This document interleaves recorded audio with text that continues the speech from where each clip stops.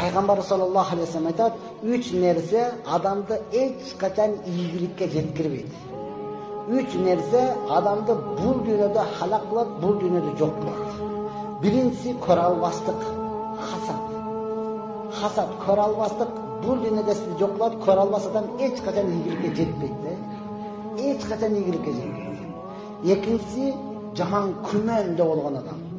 Ana şu men başkaça qarap kaldı, çok da bir nese kılardı ana şu.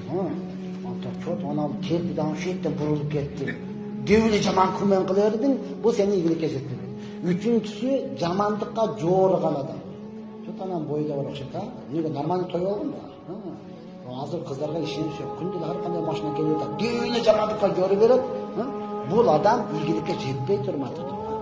Ошондуктан ооба бул үчөрү бардыгыбызда бар. Илимдүүбү, илимсизби, жашпы, кароо, байбы, бардык адамда бар булчу.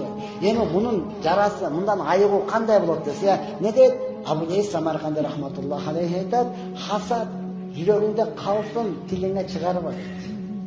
Тилиңе чыгар. Машина алдым десе, ичиңе эшек өлүп калды да, кантип ушул алып атат. Өлүп баратасың да, кантип ушу келмелерди. Ошондой болсо дагы тилиңден не коет? Кут болсун. Өлүп баратасың.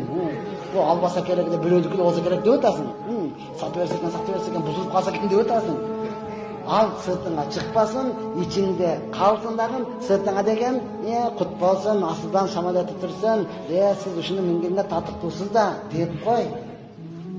Анан бул оорудан кутуласың да.